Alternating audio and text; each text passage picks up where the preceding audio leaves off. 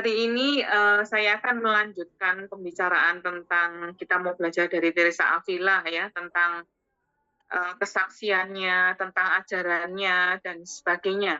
Kita sudah mendengarkan dari Romo Beni tentang puri batin. Dalam puri batin itu kita melihat berbagai macam kondisi yang kita alami, ya, yang bisa kita alami kalau kita masuk ke dalam puri batin kita. Tapi untuk masuk ke dalam puri batin kita, itu bukan hanya sekedar kemauan yang kita butuhkan. Kita membutuhkan banyak hal yang bisa mendukung supaya rasa kasih, rasa cinta, kerinduan untuk bersatu dengan Tuhan itu bisa didukung dengan pengetahuan, dengan kasih, pengetahuan yang kita ketahui tentang Allah. Itu akan semakin memunculkan kerinduan dan itu semakin mendorong kita untuk masuk lebih dalam lagi di dalam puri batin kita. Nah, pertama-tama kita bisa belajar dari dua bukunya yang utama. Ya. Selain puri batin itu kondisi-kondisi yang ditunjukkan kepada kita dan bagaimana kita mencapai. Kita butuh support yang perlu kita pelajari dari buku-buku Santa Teresa yang lain. Nah, dua buku utama yang biasanya dipakai, yang biasanya juga banyak dipelajari untuk supaya kita bisa mendapatkan dukungan itu, yang pertama judulnya adalah Il Libro della Vita di Teresa d'Avila. Ya. Il Libro della Vita ini dalam bahasa Itali, il libro itu buku, della dari, vita itu hidup. Jadi buku dari hidup.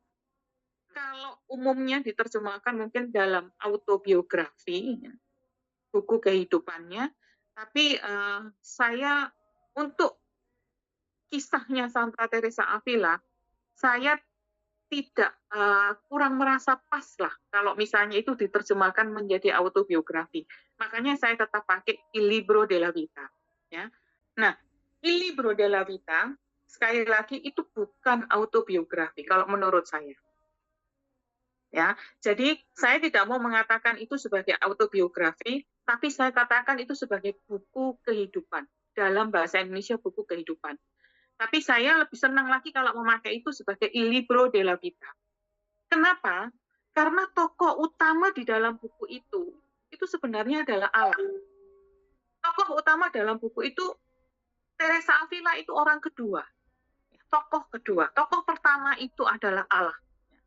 Jadi ini sebenarnya kisah tentang perjalanan hidup Santa Teresa sebagai orang Kristen yang sejati atau hidup orang Kristen yaitu Santa Teresa Avila yang mengalami Allah.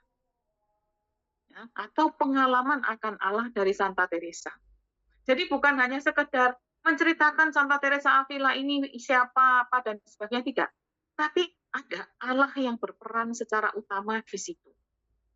Ya, nah, konkretnya isi buku ini itu bercerita tentang kehidupan awal Santa Teresa. Kemudian di situ juga diceritakan bagaimana pertobatannya. Kemudian setelah dia bertobat, dia harus berjuang mati-matian untuk bisa mencapai apa yang dikatakan di dalam puri batin. Dan dari sini kita bisa melihat, kalau dikatakan bahwa itu adalah perjuangannya dia, untuk sampai akhirnya mencapai puri batinnya dia sendiri, itu dia mengatakan bahwa itu adalah perjuangannya sebagai orang Kristen.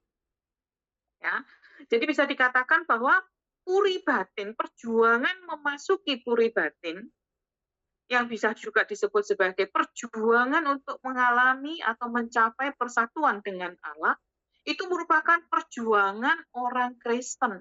Ya. Karena itu sebenarnya ini adalah panggilan setiap orang Kristen. Bukan hanya panggilan orang Karmel. Bukan hanya panggilannya seorang biarawati. Ya, bukan. Tapi semua orang Kristen. Ya, dan dia juga menyebutnya itu sebagai perjuangan sebagai seorang mempelai Allah. Ya, ini secara kompak isi bukunya dia. Ya, jadi siapa orang Kristen sejati dan siapa mempelai Kristus itu. Ya. Nah, buku Libro della Vita ini merupakan buku yang mendalam, juga buku yang bersifat mistik, juga buku yang bersifat karismatik. Kalau kita membaca buku ini dengan kondisi yang kita kondisikan untuk sungguh-sungguh, bukan hanya sekedar baca komik, tapi membaca buku, kita masuk ke dalam buku itu seperti kalau kita memasuki sebuah santuario. Sebuah santuario itu kalau di Indonesia memang gereja, ya gereja disebut gereja atau katedral. Kalau di Italia kita mengenal ada gereja yang disebut sebagai santuario. Jadi itu benar-benar suatu center. Santuario della Madonna misalnya, Santuario Bunda Maria. Benar-benar dikhususkan secara khusus untuk memusatkan diri kepada Bunda Maria. Nah, buku ini disebut juga sebagai santuario. Ya, kalau kita baca buku ini, kita seperti masuk ke dalam suatu santuario pengalaman akan Allah. Ya, jadi buku ini menarik pembaca untuk masuk dan berpartisipasi secara psikologis di dalam perjalanan Teresa itu. Saya punya bukunya, memang belum ada dalam bahasa Indonesia, tapi ada dalam bahasa Inggris. Saya nanti bisa mengirimkannya di dalam grup WA kita. Ya, nanti akan saya kirimkan. Jadi itu menarik kita benar-benar. Kalau kita sungguh-sungguh, maka itu akan masuk sehingga kita bisa berpartisipasi secara psikologis. Dikatakan juga bahwa buku ini merupakan buku mistik. Karena memang menceritakan kisah pengalaman mistik Santa Teresa. Jadi pengalaman akan Allah di dalam Kristus dan di dalam Roh Kudus sesuai dengan ajaran iman. Jadi bukan hanya sekedar mistik-mistik yang seperti di Indonesia sering kita dengar mistik-mistik, ya, ada kliniknya segala macam, bukan. Tapi ini ada kesesuaian dengan ajaran iman, ajaran gereja. Ya. Jadi ini menceritakan tentang pengalaman yang dinamis, bagaimana jiwa dan perasaan Santa Teresa di dalam mengalami kehadiran Allah, di dalam mengalami persatuan dengan Allah itu. Ya. Nah, pengalaman ini bukan hanya sekedar yang dialami oleh Santa Teresa sendiri, terus orang lain tidak tahu, anak-anaknya, para suster yang lain atau umat yang lain tidak tahu, tidak. Tapi pengalaman ini kemudian terwujud. Ada buah-buahnya dari pengalaman itu, yaitu di dalam karya-karya Santa Teresa, di dalam kebajikan yang dimiliki oleh Santa Teresa. Jadi kasihnya itu semakin bertumbuh, bagaimana dia boleh mengarahkan orang kepada Tuhan dan sebagainya. Ya, jadi benar-benar menceritakan suatu pengalaman yang sangat dinamis antara Allah dengan Santa Teresa. Ya, disebut juga sebagai suatu buku yang karismatis karena memang menunjukkan pengalaman karismatis Santa Teresa. Pengalaman karismatis artinya apa? Pengalaman Teresa akan bimbingan Roh Kudus. Kalau mengalami persatuan dengan Allah, pasti juga ada bimbingan Roh Kudus. Ya, karena Allah kita adalah Allah Tritunggal. Dia yang membimbing. Jadi tidak bisa lepas sama sekali dari Roh Kudus. Ini jadi buku ini suatu buku yang luar biasa. Saya membaca buku Santa Teresa, begitu masuk ke dalam buku ini, rasanya apa ya? Benar-benar seperti kita masuk secara emosional, kita bisa merasakan hal itu. Kalau kita sungguh-sungguh membaca buku ini. Ya. Nah, konkretnya dalam waktu kita yang singkat di dalam 2 pertemuan membahas Libro della Vita ini, kita akan membahas 3 hal. Yang pertama, bagaimana Santa Teresa ini memberikan kesaksian tentang hidupnya bahwa dia itu adalah orang Kristen.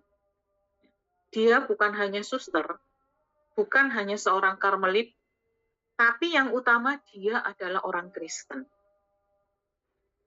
Yang kedua, kita akan melihat pesan apa saja yang disampaikan oleh Santa Teresa di dalam buku Libro della Vita ini. Kemudian yang ketiga, kita akan melihat ajaran-ajaran Santa Teresa di dalam buku ini. Ya, mari kita masuk ke bagian yang pertama. Jadi kita lihat kesaksian Santa Teresa tentang hidupnya sebagai orang Kristen. Ya, oke. Dari mana kita bisa tahu bahwa Santa Teresa ini sebenarnya sangat menekankan, aku ini adalah orang Kristen. Orang Kristen berarti orang yang berpusat pada Kristus, mau mengikuti Kristus. Jalan satu-satunya untuk mengikuti Kristus itu adalah apa? Pertobatan. Pertobatan supaya bisa kembali kepada Kristus. Nah, kita tahu Santa Teresa dari buku-bukunya yang luar biasa, bagaimana dia sebagai orang kudus. Tapi dalam bukunya itu dia menekankan berkali-kali bahwa ya dia mengatakan begini, bahwa dia adalah seorang pendosa. Dia adalah seorang pendosa yang miskin dan jahat.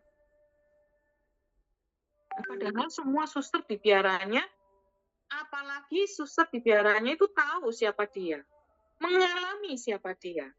Bahkan dalam beberapa kali Santa Teresa itu mengalami ekstasi.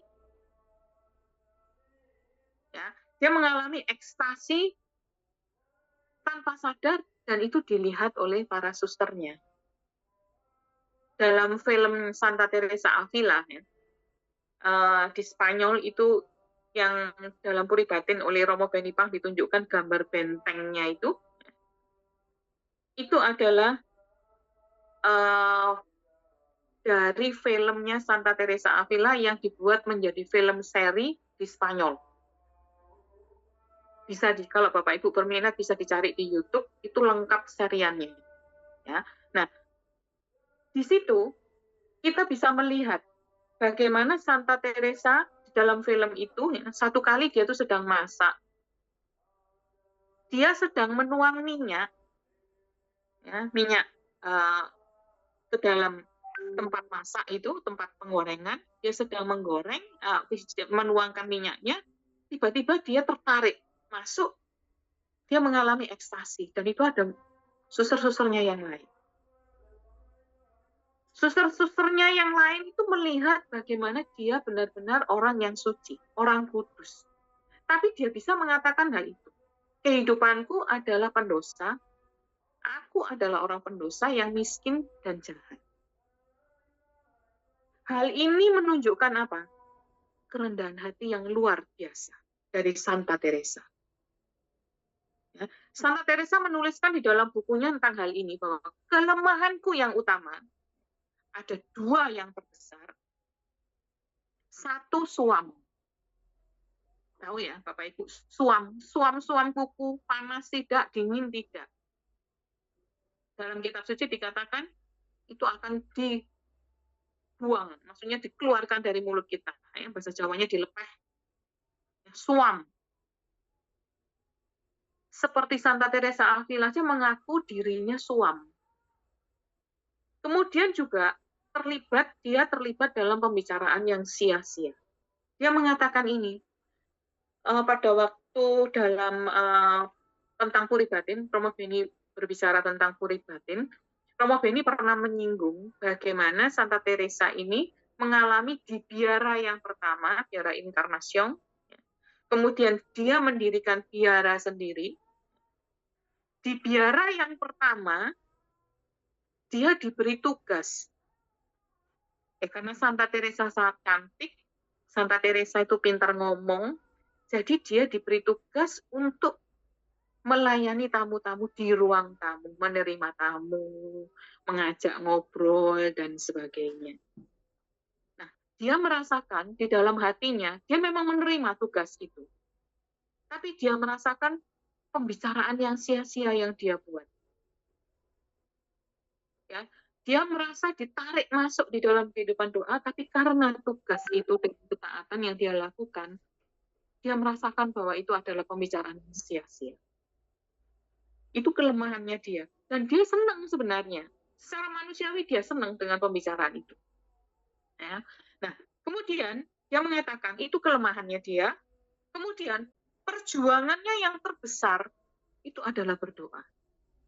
Dapat kita bayangkan ya, dia yang sudah menjelaskan demikian indah tentang puri batin, dan dia pasti sudah masuk ke dalam ruang ketujuh. Kalau dia belum masuk ke ruang ketujuh, nggak mungkin dia bisa menjelaskan semua ruang-ruang itu dengan jelas. Pasti dia sudah masuk sana. Tapi itu dicapai lewat perjuangan. Dan itu ditulis di dalam Libro della Vita. Kemudian dia juga menjelaskan di sana bagaimana dia juga harus berjuang melawan kelekatan kepada temannya. Ya, memang di dalam biara Karmel, gambarannya di dalam biara Karmel ini, biara yang klausura itu artinya mereka tinggal di tempat yang tersendiri, dan biasanya satu suster itu satu kamar sendiri, sepanjang hari. Kalau sudah di kamar itu hening, benar-benar hening, hanya dirinya dengan Tuhan. Idealnya begitu. Ya. Nah, jadi supaya ini semua dibuat supaya membantu dia mengarahkan dirinya kepada Tuhan. Supaya terhindar pembicaraan pembicaraan yang sia-sia itu bisa dihindarkan, dan supaya tidak lekat kepada teman-temannya, kepada suster-suster yang lain. Bersahabat boleh tapi tidak boleh lekat. Ya, dan ini merupakan perjuangan Santa Teresa juga. Ya, jadi yang pertama, kesaksian dari Santa Teresa, kerendahan hati, selalu mengaku bahwa dirinya adalah seorang pendosa. Dia adalah orang yang miskin, dia adalah orang yang jahat. Padahal susternya dan juga umat yang lain merasakan sebaliknya. Kedua, yang kesaksian yang bisa kita dapatkan dari Santa Teresa, dia mengatakan bahwa dia tidak mengerti apa itu rahmat. Aku tidak mengerti, aku memiliki ketidakmengertian tentang rahmat. Padahal kita tahu bagaimana rahmat Tuhan itu bekerja di dalam dirinya. Ya. Semakin dia kenal, semakin dia dekat dengan Tuhan, dan semakin kenal, justru dia semakin tidak kenal. Ya. Ini yang diberikan, yang dijelaskan oleh Santa Teresa. Ini menunjukkan apa? Dekat dengan Tuhan yang sesungguhnya bukan kemudian akhirnya menjadi sombong, pamer kepada orang lain. Wah, hidup doanya sudah sampai level keberapa misalnya. Dia tidak menunjukkan itu. Justru semakin maju dia dalam hubungannya dengan Tuhan, semakin maju dia di dalam hidup doanya, dia semakin sepertinya tidak mengenal Allah. Makanya dia mengatakan, aku tidak mengerti apa itu rahmat. Sekali lagi ini menunjukkan apa? Kerendahan hati Santa Teresa. Menunjukkan juga pertobatannya. Ya, menunjukkan juga bahwa dia sungguh menjawab rahmat dan cinta Allah, sehingga terus ditarik oleh Allah semakin mendekat pada dirinya, semakin dia disilaukan oleh cahaya Allah yang membungkus dirinya. Ya, di sini karena hidup rohaninya ini dia mengalami hidup baru. Hidup baru berdasarkan pada pengalaman yang luar biasa akan kasih Allah. Ya, ini kesaksian yang kedua. Kesaksian yang ketiga, setelah dia mengalami hal yang luar biasa dengan Allah seperti ini, dia mengatakan, hidupku itu merupakan pelayanan bagi gereja. Ya, hidupku itu adalah pelayanan bagi gereja. Dan ini adalah buah dari apa yang dia alami tentang Allah. Jadi pengalaman akan Allah bukan membuat akhirnya orang itu eksklusif, tidak mau berbuat apa-apa, tapi justru semakin mengembangkan pelayanannya. Ya, menjadi pelayan. Nah, itu kerendahan hati lagi. Pada waktu itu, pada zaman Santa Teresa hidup, itu mulai berkembang banyak sekali ajaran-ajaran yang bertentangan dengan gereja Katolik, dengan ajaran gereja.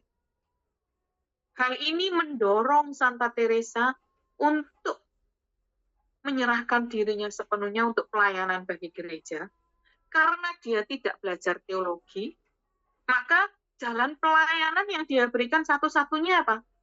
Tidak sebagai biarawati, kemudian memberikan doa-doa, mendoakan gereja. Ya, dengan mendirikan banyak biara, seperti yang dikatakan oleh Romo Benipang, ya, dia mendirikan banyak biara. Dengan mendirikan banyak biara, banyak suster-suster yang baru yang masuk, semakin banyak pendoa bagi gereja. Ya, itu adalah pelayanan yang dia buat. Ya, pendirian banyak biara, di situ maka akan banyak doa-doa yang dipanjatkan untuk gereja. Bahkan ada satu penulis yang mengatakan, yang membandingkan perjalanan Santa Teresa untuk mendirikan banyak biara, itu dibandingkan seperti perjalanan Santo Paulus mendirikan jemaat Allah di mana-mana. Ya, karena begitu terkenalnya Santa Teresa di dalam mendirikan biara, ada yang sampai membandingkan itu dengan perjalanan Santo Paulus mendirikan jemaat Allah di mana-mana. Ya, ini adalah kesaksian. 3 kesaksian yang diberikan oleh Santa Teresa yang bisa kita pelajari, yang kita bisa ikuti. Ya. Nah, jadi Santa Teresa pada waktu dia mulai masuk di dalam hubungan dengan Allah yang sungguh-sungguh yang menarik dia mengatakan, sekarang mulailah sebuah buku yang baru, hidup yang baru. Buku yang dulu, sebelum buku yang sekarang, itu cuma bukuku. Jadi, hidupnya yang sebelum dia mengalami persatuan dengan Allah, itu adalah bukunya dia sendiri. Sedangkan buku yang sekarang dia hidupi, dan yang akan datang, itu adalah bukunya Tuhan. Tuhan yang hidup di dalam diri.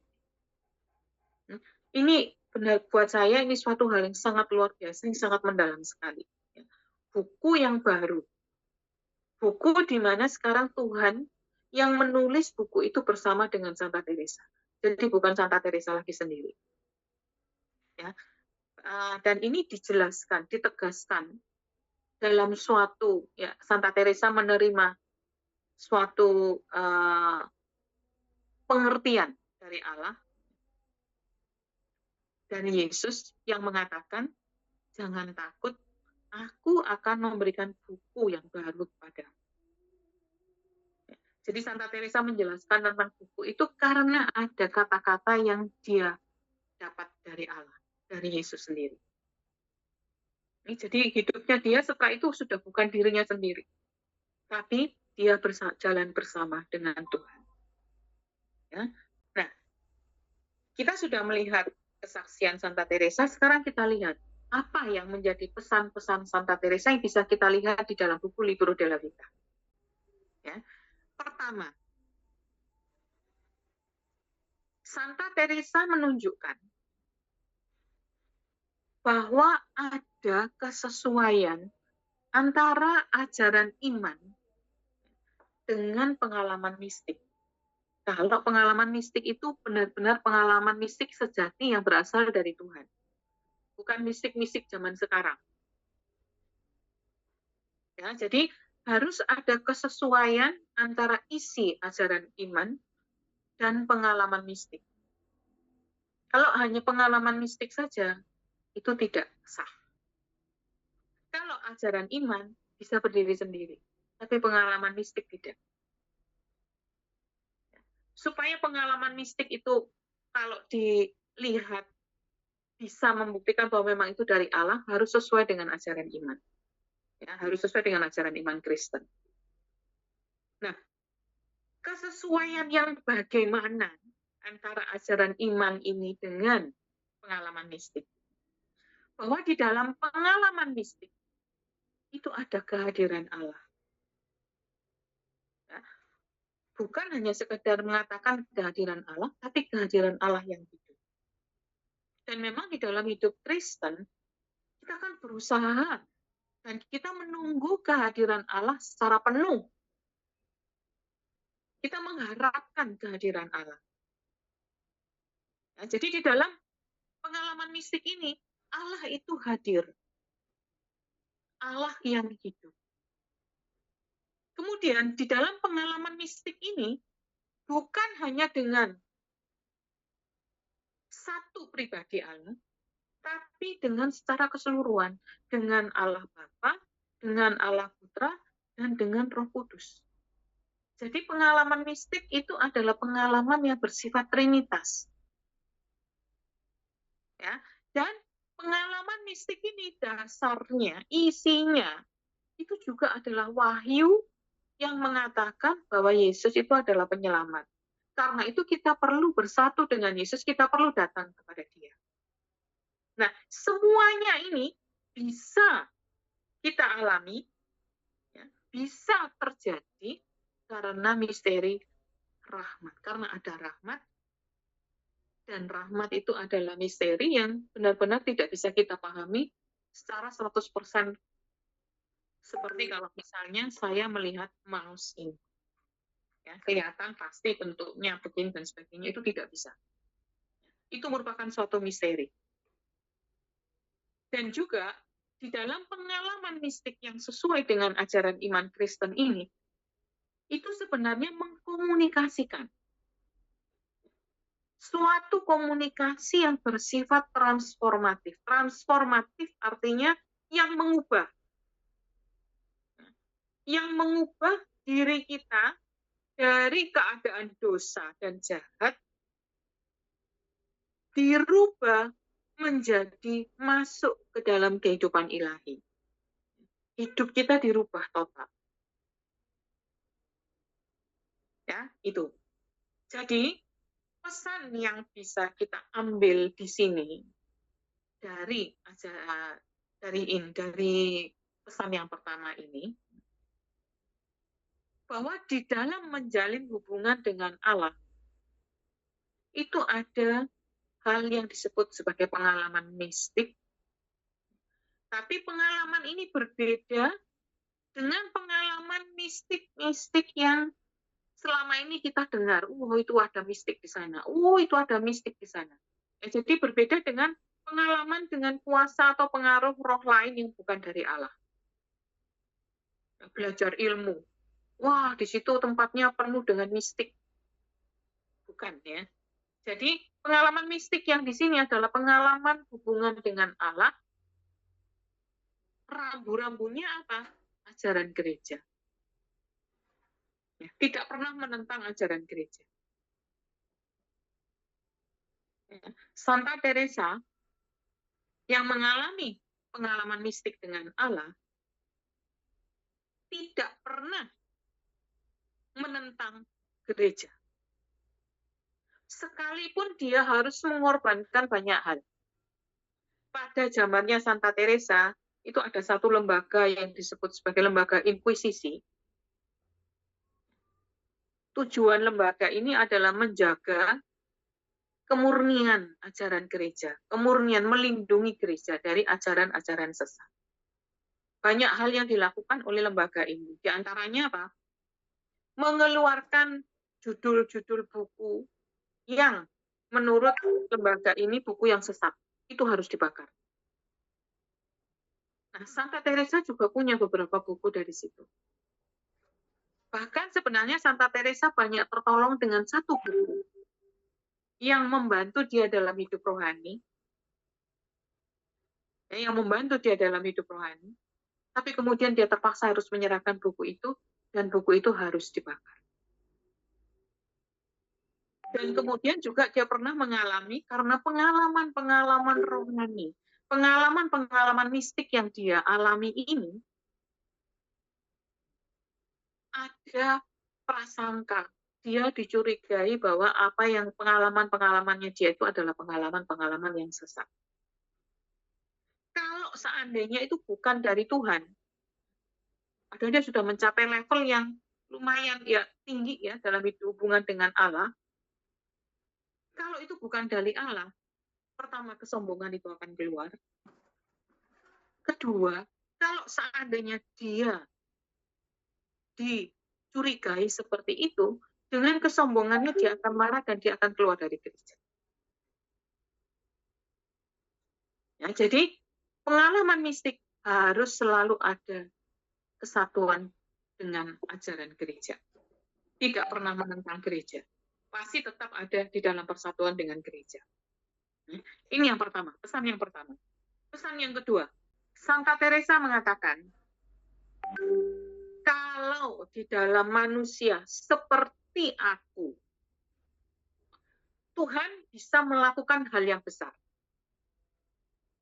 Betapa lebih besar lagi hal yang akan dilakukan Tuhan dalam hidup orang yang tahu menjawab kasih Allah dengan segera. Jadi Teresa ini menganggap dirinya sebagai orang yang bebal. Tapi Tuhan sudah melakukan banyak hal besar. Bagaimana besarnya, lebih besar lagi yang akan dilakukan oleh Tuhan dalam hidup orang yang tahu menjawab kasih Allah dengan segera. Dari frase kalimat ini, kita tahu bahwa semua itu tergantung rahmat Allah. Sedikit saja yang kita buat, Tuhan sudah pasti akan melakukan hal yang besar.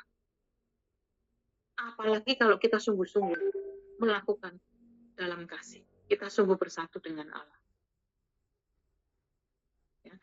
Kemudian, dari sini kita juga bisa tahu, ya, Teresa menunjukkan bahwa Allah pada Teresa itu memperkenalkan diri sebagai Tuhan dari sejarah dan jiwa. Bagaimana sampai kita punya kesimpulan seperti ini? Karena apa? Perjuangan Teresa untuk menghilangkan kebebalan dalam dirinya itu bukan hanya suatu tindakan yang bisa selesai dalam 1 jam atau 1 hari, 1 bulan, 1 tahun, tidak bisa. Tapi ini suatu proses seumur hidup. Dan apa yang sudah terjadi di masa lalu itu menjadi sejarah dari diri kita. Ya, menjadi sejarah dari kita. Dan kalau Tuhan masuk, Tuhan bekerja di dalam diri kita, mulai dari yang lalu, memang itu tergantung dari kita, sejauh mana kita bekerja sama. Kalau bebal kita makin besar, ya rahmat Allah itu sedikit banyak akan terganggu oleh kebebalan kita itu. Nah, maka itu akan terus bekerja di dalam hidup kita, memurnikan kita. Karena itu dikatakan Tuhan itu memperkenalkan diri kepada Teresa sebagai Tuhan dari sejarah dan Tuhan dari jiwa kita selama kita hidup. Ya, jadi semua tergantung pada rahmat Allah, jangan takut atau patah semangat untuk maju. Susah memang. Romo Benipang juga mengatakan perjalanan sampai ke ruang ke-7 itu bukan hal yang mudah. Bahkan ada yang tanya waktu itu ke Romo Benipang, apakah bisa maju terus mundur lagi? Bisa. Sudah maju sampai ruang ke-3, mundur lagi bahkan sampai keluar puri. Bisa. Ya, jadi tapi yang penting sekarang kita pasrah, kita tergantung kepada rahmat Allah, jangan takut maju. Jangan patah semangat untuk maju. Semakin maju dalam hubungan dengan Tuhan, orang itu akan melihat, mengenal, dan menerima bahwa Tuhan adalah Tuhan. Tuhan adalah Tuhan. Tuhan dari sejarah dan jiwanya. Dia akan menyadari hal ini. Ini yang dikatakan oleh Santa Teresa. Ini yang kedua, pesan yang kedua. Pesan Santa Teresa yang ketiga, itu adalah pesan yang berkaitan dengan pertobatan.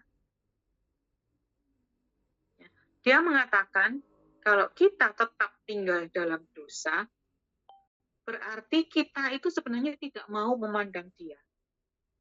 Padahal dia saat ini sedang memandang kita. Memandang kita dengan kasih. Tapi terus kita melengos.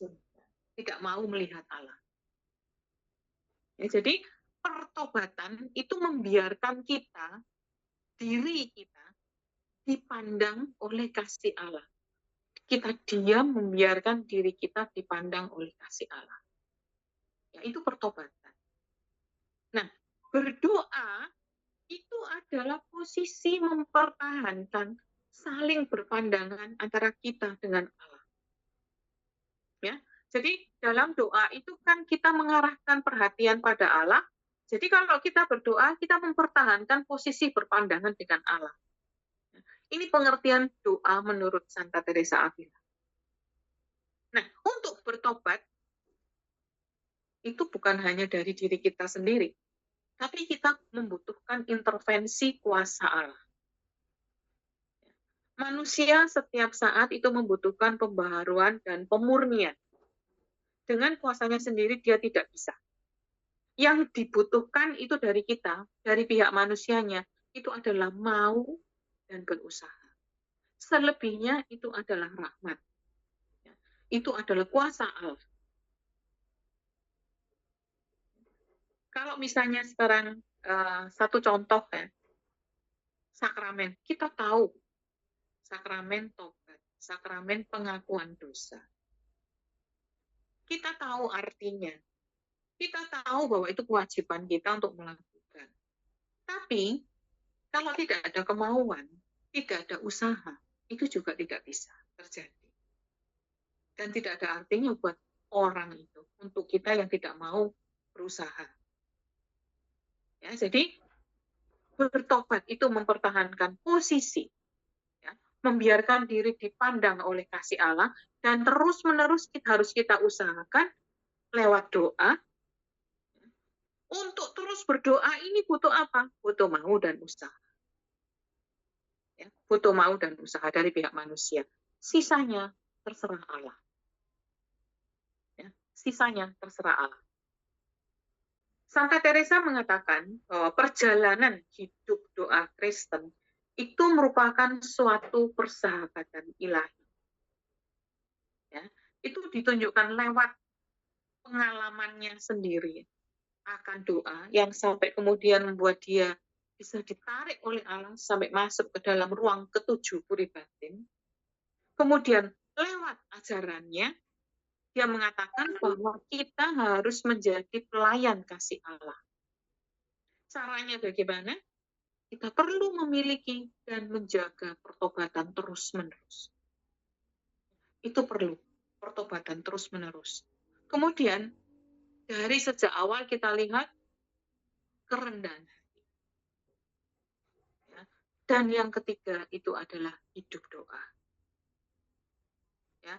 Ini yang ditunjukkan atau yang bisa kita lihat lewat kesaksian Santa Teresa di dalam membina hidup doanya, menjiwai, menumbuhkan hidup doanya, sehingga dia mengatakan bahwa hidup doa itu adalah persahabatan ilahi yang bisa kita bina lewat apa yang ditunjukkan oleh Santa Teresa. Ya. Nah, kita sudah melihat kesaksian Santa Teresa, kita juga sudah melihat pesan-pesan Santa Teresa. Sekarang kita lihat ajaran Santa Teresa dalam Libro della Vita. Ya. Dalam ajarannya Santa Teresa, utama itu tentang ajaran tentang doa. Itu ada 4 hal.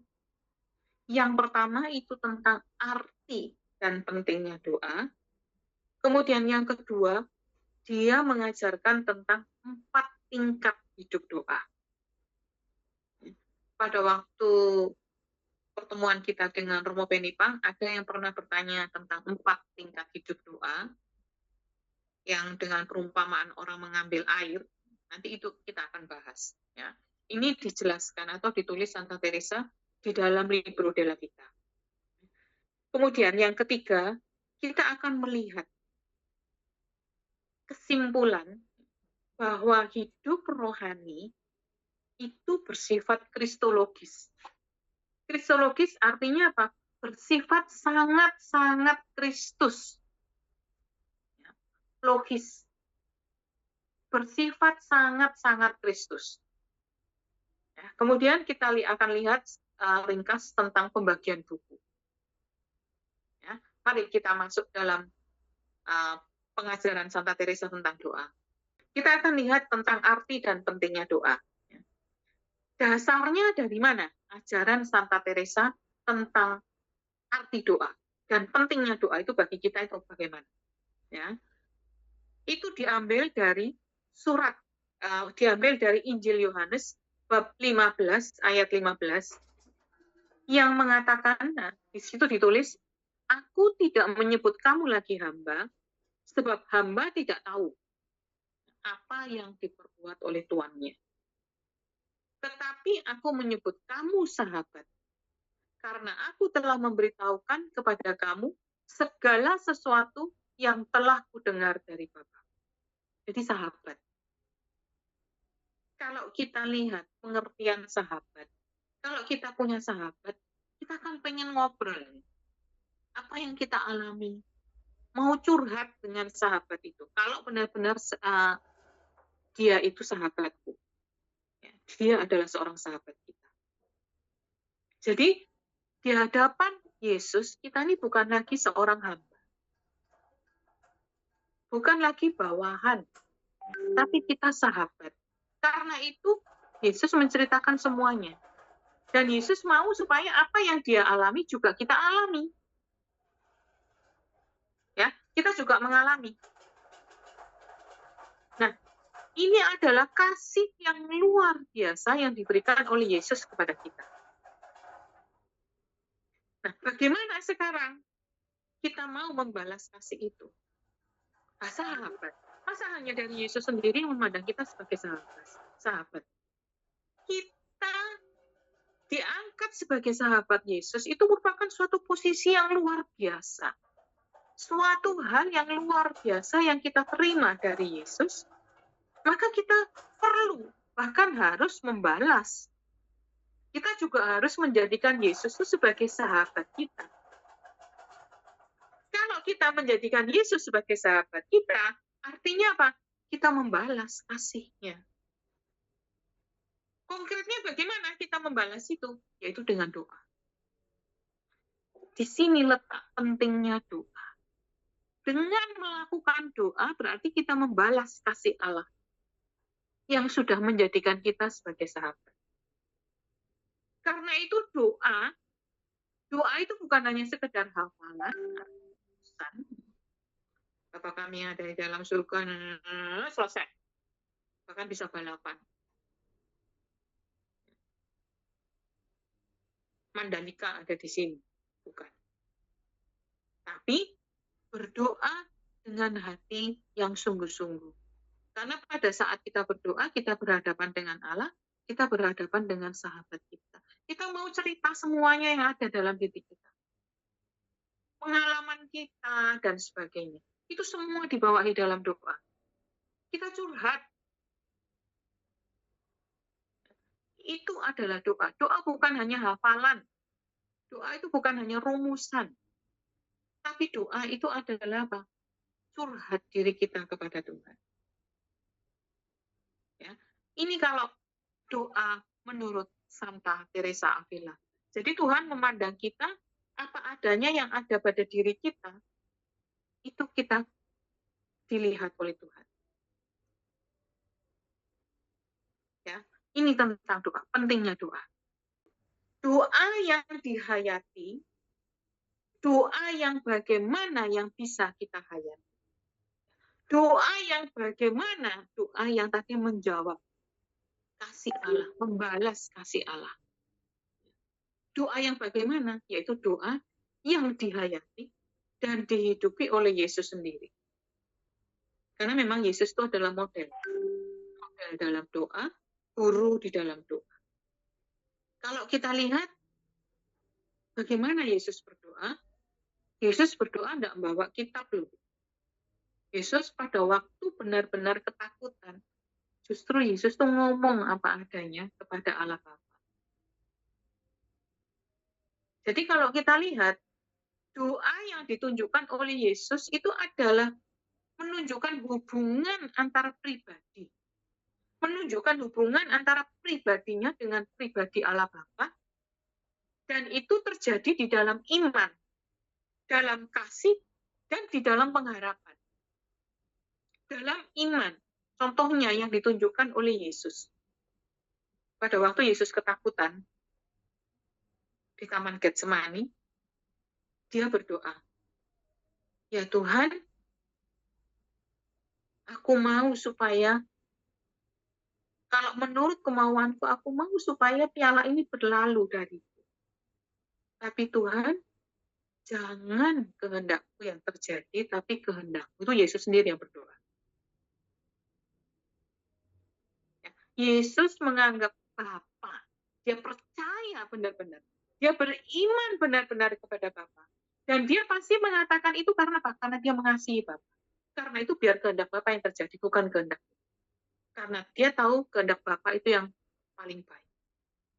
Itu iman dan kasih. Dan dia berharap bahwa yang terbaik itu yang terjadi. Maka dia mau taat kepada Bapa. Ya, jadi doa ini adalah tindakan membalas kasih Allah. Konkretnya itu diwujudkan lewat Yesus, kita tahu, memberikan waktu secara khusus. Yesus naik loh ke Taman Getsemani untuk berdoa. Kalau dikatakan doa itu bisa di mana saja, betul memang. Tapi kenapa Yesus tidak berdoa di antara para murid? Tapi Yesus naik pada saat genting-gentingnya dirinya, perasaannya berkecamuk dan sebagainya, dia justru mencari, memberikan waktu secara khusus, secara pribadi, naik menuju ke Taman Getsemani sendirian. Dia menyendiri. Ini adalah teladan doa, model doa yang ditunjukkan oleh Yesus kepada kita. Kemudian teladan lain yang ditunjukkan oleh Yesus sebagai model dan guru doa kita. Yesus setia. Dari semua hambatan, walaupun dia ketakutan setengah mati, bahkan sampai dikatakan dia berkeringat darah, tapi dia tetap setia. Dari semua masalah yang dihadapi, Yesus tidak bergumul dalam dirinya saja, tapi dia tekun di dalam doanya. Dan itu merupakan suatu hal yang dinamis, dinamika, yang selalu membawa kembali dirinya kepada Allah Bapa. Jadi antara Bapa dengan Yesus, Putra, itu ada suatu hubungan yang erat, eksklusif di antara mereka. Tapi eksklusifnya ini bukan eksklusif yang jelek ya, yang kemudian tidak mau yang lainnya. Tapi eksklusifnya ini adalah suatu eksklusif yang memang eksklusif, ada hubungan eksklusif dengan Allah Bapa. Tapi kemudian itu ada buah-buahnya yang keluar, dan itu bisa dirasakan oleh banyak orang. Dan persahabatan dengan Bapa ini merupakan persahabatan yang bersifat dialogal. Artinya apa? Bapa ngomong, anak ngomong. Nah, ini merupakan suatu refleksi juga untuk kita. Kenapa Santa Teresa kemudian menuangkan ini? Karena Santa Teresa dari sejak zaman dulu, ini kelemahan manusia dari sejak zaman dulu. Kalau berdoa, kasarannya itu seakan-akan kita ngomong, Tuhan duduk, saya mau ngomong. Dengarkan saya mau ngomong. Kebanyakan manusia seperti itu. Tuhannya disuruh diem, suruh dengerin kita ngomong. Tuhan tidak diberi kesempatan untuk ngomong. Tuhan, saya sudah ngomong, selesai, titik, demi nama Bapa dan Putra dan Roh Kudus, amin, pergi. Loh, lah kapan Tuhannya jawab? Ya, jadi doa ini ditunjukkan bahwa doa ini adalah doa yang bersifat dialogal, yang mendalam. Salah satu contoh doa, mungkin ada Bapak Ibu di sini yang sudah tahu bahwa saya mantan suster. Saya berumur 7 tahun di Biara. Biara saya adalah biara Karmel. Ya, termasuk biara Karmel, spiritualitas Karmel, dan sangat-sangat menggunakan spiritualitas Santa Teresa Avila ini di dalam penghayatan semangatnya, ya, untuk penghayatan doanya. Nah, untuk mendukung model doa yang seperti ini, ya, untuk mendukung bagaimana supaya kita bisa menghayati spiritualitas yang ditunjukkan oleh Santa Teresa Avila ini, di Putri Karmel itu sangat dipakai metode doa yang disebut sebagai doa Yesus. Doa Yesus itu doa yang sangat sederhana, doa yang menggunakan irama pernafasan. Pada waktu kita tarik nafas, ye, kita hembuskan nafas sus. Yesus. Jadi kita mau menarik Yesus itu masuk ke dalam diri kita. Jadi kita tidak ngomong macam-macam. Setelah itu bisa hening, benar-benar hening. Kita maksudnya mau beri kesempatan, Tuhan, aku ini siap untuk mendengarkan. Berbicaralah ya. Tujuannya itu. Bukan kemudian terus artinya bahwa kita akan bisa mendengarkan Tuhan berbicara. Tidak. Karena cara Tuhan berbicara itu banyak cara. Banyak cara digunakan oleh Tuhan untuk berbicara kepada kita. Tapi dengan mengheningkan diri, itu akan banyak hal yang bisa terjadi di dalam diri kita. Saya mengalami sendiri. Saya orangnya, karena ada luka batin zaman dulu, pada waktu saya masih di dalam kandungan orang tua, terus berlanjut sampai kemudian saya SMA dan kuliah, saya orangnya pemarah. Kalau Bapak Ibu lihat mungkin bisa terasa. Saya orangnya pemarah. Dan kalau istilahnya zaman dulu orang mengatakan, muka saya dulu tuh muka muka bambu. Tahu ya artinya muka bambu? Muka bambu. Bambu itu kan cuma tinggi, panjang, ini cuma paling ada garis-garisnya. Ya. Nah, itu muka bambu. Artinya enggak ada warna ceria, warna sukacita sama sekali. Dan saya masuk di dalam biara dengan latar belakang seperti ini. Begitu masuk di biara, mau enggak mau ikutin doanya seperti itu setiap hari. Pagi, dari jam 4:30 sampai 5:30. Itu doa Yesus. Kemudian dilanjutkan dengan misa dan ibadat. Sorenya mulai lagi 5:30. Ibadat, selesai ibadat, adorasi, terus langsung doa Yesus lagi. Sampai 7:30. Jadi mau enggak mau yang harus dilakukan. Tapi saya sungguh merasakan banyak perubahan di dalam kehidupan saya. Karena doa ini. Karena cara itu. Ya memang puji Tuhan bahwa metode ini cocok dengan saya. Dan terus saya pakai sampai sekarang.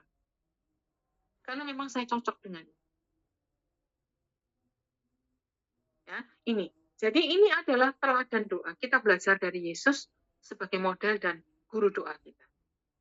Jadi yang perlu kita lakukan pertama-tama itu adalah memupuk mentalitas, memupuk kebiasaan, memupuk kebiasaan hati atau mentalitas untuk berdoa. Memupuk mentalitas berdoa bukan hanya sekedar doa, tetapi menjadikan doa itu sebagai hubungan persahabatan. Kalau sahabat itu pasti sering ketemu. Sering bertemu. Sering berduaan. Hanya dengan dia. Ya, jadi sering ketemu.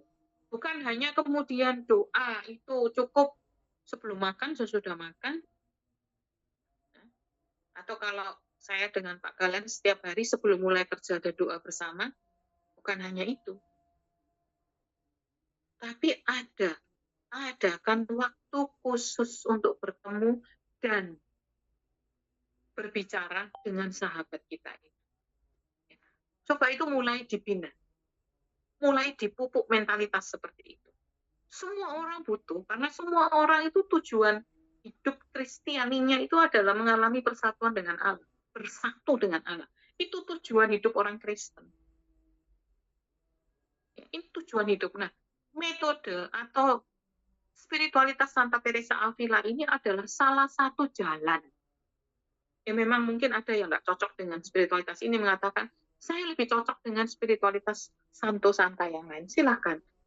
Tapi paling nggak harus dibina mentalitas untuk berdoa dengan menjadikan Allah itu sebagai sahabat. Kalau sahabat bisa ngomong apapun juga. Saya dalam doa, kalau saya marah, saya bawa dalam doa, saya marah dalam doa, saya marah. Saya ngomong, saya marah. Saya ngomong semua sakit hati saya. Saya ngomong semuanya, saya ngomong semuanya. Selesai, reda, selesai. Jadi karena memang saya menganggap Tuhan itu sebagai bukan hanya sekedar sahabat. Iya memang segalanya, apa yang ada pada saya bawa seperti itu. Ya, di dalam doa. Ini perlu sekali Bapak Ibu dan Saudara sekalian, kita membiasakan diri. Ya, membiasakan diri memupuk hubungan persahabatan dengan Dia. Jadi, doa menurut Santa Teresa Avila itu merupakan suatu proses. Proses yang bersifat progresif. Karena dia berkarya mulai dari sejak awal kehidupan kita, kemudian itu semakin berkembang, semakin berkembangnya ini seiring dengan kebebalan kita. Kita semakin bebal, maka progresifnya ini akan lebih mundur, lebih lambat. Kalau kebebalan kita makin lama makin berkurang, maka progresifnya ini akan semakin cepat. Ya, nah, ini digambarkan dengan perumpamaan tentang bagaimana makin mudahnya proses kita mendapatkan air untuk menyiram kebun kita, kebun jiwa kita. Ya, ini ditunjukkan oleh Santa Teresa dalam perumpamaan. Ya, kita lihat. Cara yang pertama itu sepertinya susah sekali. Harus cari sumber airnya dulu, kemudian harus menggali. Masih tidak hanya selesai sampai di situ, airnya harus disaring. Baru kemudian air itu bisa bersih dan bisa kita gunakan. Ya, itu yang pertama, susah banget. Yang kedua, sudah ada sumur-sumur dan penampungan. Jadi kita tinggal ngambil. Tapi walaupun tinggal ngambil, kan tetap butuh tenaga. Dengan ember kita ambil, kita bawa, dan sebagainya. Kalau enggak kuat, masih satu ember, satu-satu, kadang dipikul, dan sebagainya. Tapi ada tenaga, ada perjuangan di situ. Yang ketiga, sudah ada salurannya, sudah ada kerannya. Jadi sudah tinggal diputar. Tapi kan tetap membutuhkan usaha. Misalnya harus ditampung dulu di embernya, atau mungkin kita harus beli selang, ya, pasang selangnya, dialirkan kemana, disemprotkan, dan sebagainya. Nah, yang ketiga, kita tidak perlu usaha. Yang keempat, kita tidak perlu usaha apa-apa. Tuhan memberikan air itu dalam bentuk air. Langsung menyirami kebun jiwa kita. Kita tidak perlu usaha lagi. Nah, ini adalah gambaran dari hidup doa. Awalnya susah, memang susah. Doa Yesus jangan dikira itu gampang. Tarik nafas, hembuskan nafas, sus, ya Yesus, Yesus. Tapi ada satu hal yang bisa menjadi hambatan. Ini nih bisa jalan sendiri. Ya ini bisa jalan sendiri. Spontan kita ngomong Yesus, Yesus, Yesus, tahu-tahu melayang ini pikirannya kemana. Itu susahnya. Apalagi kalau sudah ada banyak masalah, wah itu lebih susah lagi. Ya, itu gambaran yang pertama. Gambaran yang kedua, mungkin sudah mulai bisa lebih banyak konsentrasi. Bayangan pelanturan itu sudah mulai lebih sedikit. makin lama, kemudian sungguh-sungguh dia ditarik masuk oleh Allah. Ya, mengalami kasihnya yang luar biasa. Ya, ini gambaran perumpamaan 4 cara mencari air untuk kebun jiwa, mendapatkan air untuk kebun jiwa kita. Ya. Di dalam kebun jiwa kita, kalau kita lanjut dengan perumpamaan yang tadi, ya, kebun, air, orang mencari air untuk menyirami kebun jiwa kita. Di dalam kebun, itu pasti ada bunga, ada buah. Bunga dan buah ini akan muncul dengan baik, dengan subur, kalau ada kebajikan-kebajikan. Ya. Itu merupakan suatu perumpamaan tentang kebajikan-kebajikan. Karena apa? Karena disiram dengan doa, kebajikan muncul karena hidup doanya baik. Artinya apa? Air yang diberikan itu, Tuhan memberikan air itu dengan berlimpah, sehingga bunga dan buahnya itu bisa tumbuh subur. Jadi di sini bisa diandaikan, bisa diperumpamakan ya, bahwa Tuhan itu seperti tukang kebun yang sedang menggarap kebun jiwa kita. Pemilik kebun jiwa kita. Dia menggarap bersama dengan kita butuh berusaha, butuh berkemauan, sampai akhirnya Tuhan memberikan airnya secara cuma-cuma, kita tidak perlu berusaha, tapi justru Tuhan menumbuhkan banyak bunga dan buah, menarik kita masuk semakin dalam, di dalam hubungan dengan Dia. Ya, itu Bapak Ibu.